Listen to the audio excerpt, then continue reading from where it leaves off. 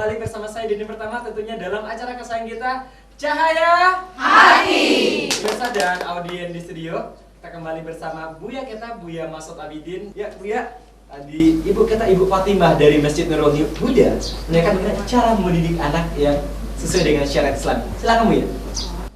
Ibu Fatimah, selamat untuk Ibu dan juga kepada seluruh jemaah sekalian.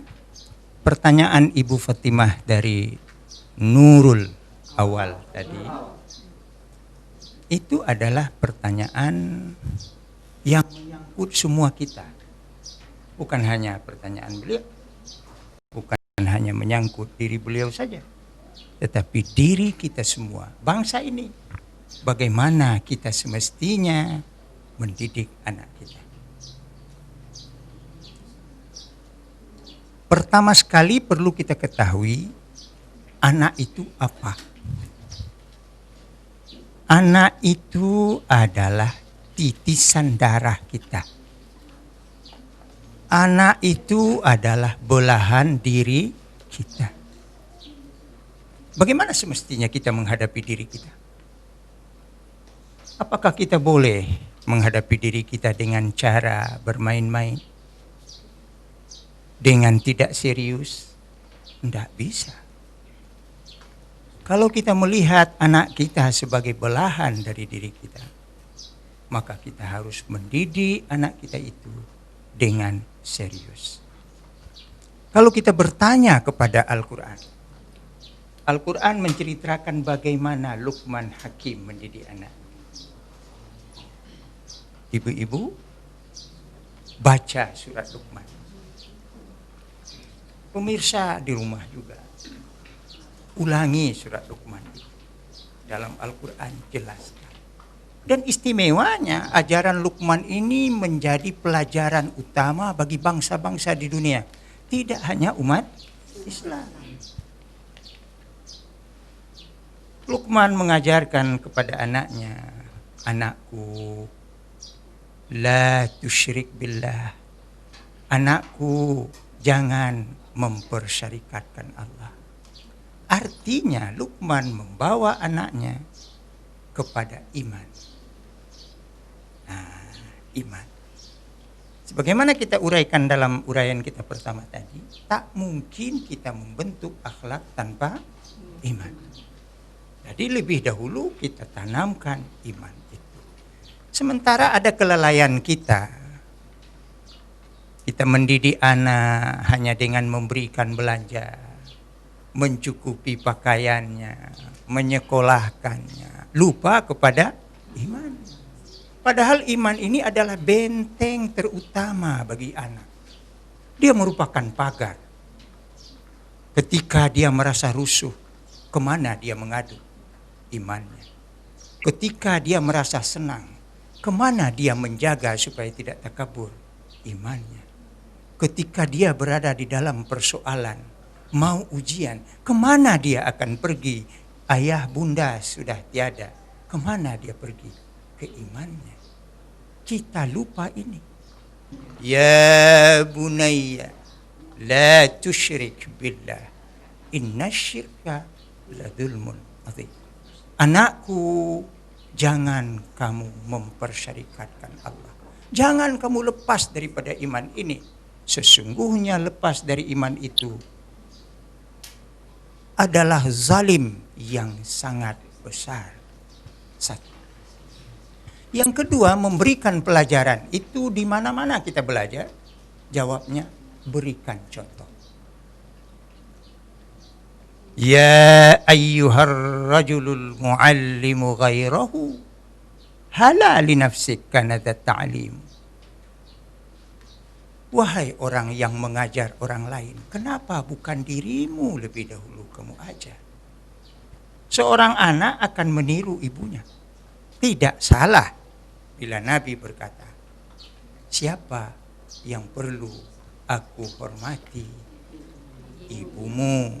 Siapa lagi ya Rasulullah? Ibumu. Siapa lagi ya Rasulullah? Ibumu. Siapa lagi ya Rasulullah? Bapakmu. Apa maknanya? Karena ibu itu paling dekat dengan anak. Nasihat Buya Hamka perlu kita ingat. Apa? Nasihat Buya Hamka sederhana saja. Hai anak, pandai-pandailah kamu menghormati ibu. Hai ibu, jangan berbuat yang tidak baik. Karena itu pelajaran pertama dari anakmu. Masya Allah. Kalau ini saja kita pakai, aman kita. Selain daripada iman, kita memberikan pendidikan pencontohan. Oleh karena itu Nabi menyatakan ibda binafsi. Yang ketiga, cara mendidik yang terbaik adalah dengan akhlakul karimah. Dengan akhlak yang baik, etika yang baik, moral yang baik. Karena Nabi kita berkata, akmalul mu'minin imanan ahsanuhum khuluqan. Yang sesempurna-sempurna iman seseorang, yang paling baik akhlaknya. Jadi si ibu harus akhlaknya baik. Kalau ini kita pertalikan dengan teknologi, maka ibu juga harus sepintar anak sih. Kadang-kadang si ibu juga harus tahu teknologi itu bagaimana, supaya si anak dapat dibimbing. Oh jangan begini, barangkali Buya tidak akan berteori panjang-panjang, cuma teori Al-Quran. Belajarlah kepada Luqman Hakim. Yang kedua, teori Rasul. Belajarlah bagaimana memulai dari diri sendiri. Yang ketiga, hadis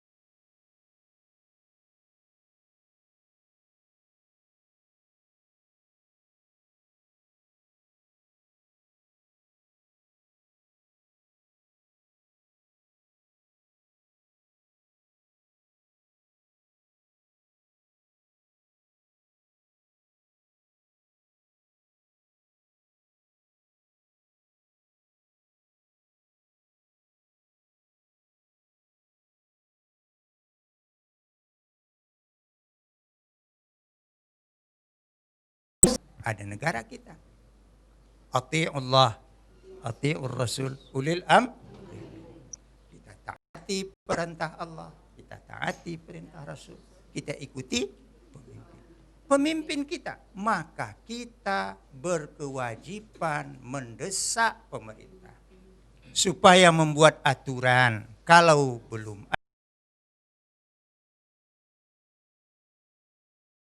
ada, menguatkan aturan kalau sudah ada, menambah aturan kalau masih kurang.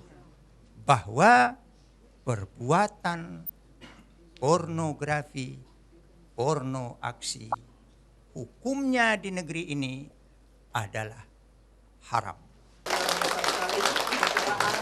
Dan tausiah yang diberikan oleh Ustadz kita. Tentunya kita masih bersama dalam acara Cahaya Hati. Ya Ibu, kita persilakan kepada Ibu kita untuk satu orang penanya lagi. Ya, silakan Ibu. Assalamualaikum warahmatullahi wabarakatuh. Nama saya Emi Nazib dari Majelis Taklim Babu Salam.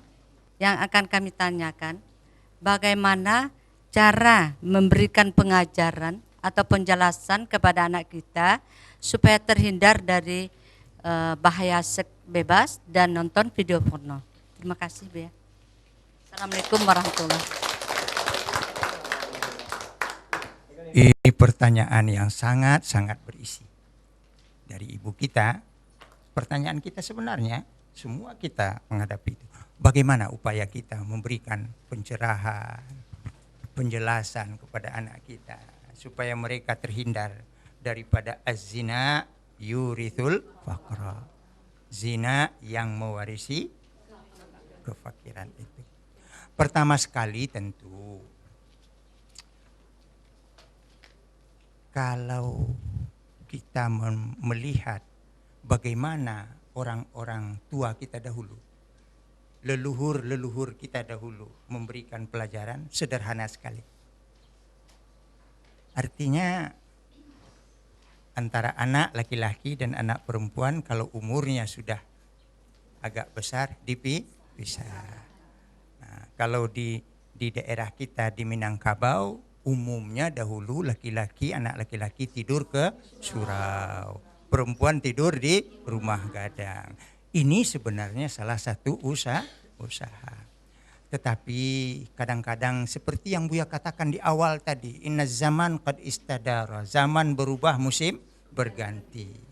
Kadang-kadang rumah-rumah kita namanya RSS. Kalau Buya katakan RSS itu rumah sebenar sempit, sudah sempit sekali ya. Nah, kadang-kadang antara anak perempuan dengan anak laki-laki sudah satu tempat.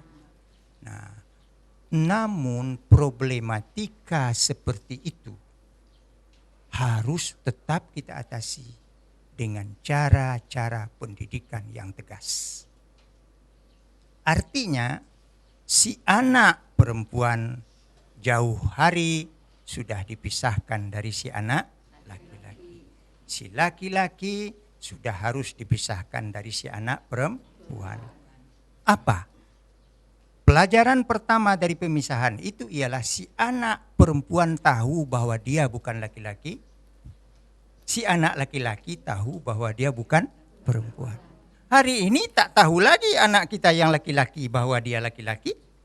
Kadang-kadang yang perempuan sudah jadi laki-laki. Nah, baca Al-Quran. Apa kata Al-Quran? Anak tidak boleh masuk kamar ketika zuhur, ketika subuh. Tidak boleh. Jadi di dalam pendidikan seks yang hari ini banyak dibicarakan orang, maka untuk seluruh Indonesia pendidikan seks tidak boleh seragam. Sekali lagi, pendidikan seks tidak boleh seragam, tetapi harus sesuai dengan budaya lokal. Oleh karena itu karakter. Sekarang ini kita mengenal karakter bangsa seperti yang Ibu tanyakan tadi. Bagaimana memberikan pencerahannya, ya? Bagaimana memberikan pencerahannya? Kan begitu. Bagaimana kita memberikan pendidikan kepada anak kita? harus kita berikan sesuai dengan satu, nilai luhur bangsa, nilai luhur budaya. Yang kedua, nilai-nilai utama dari agama.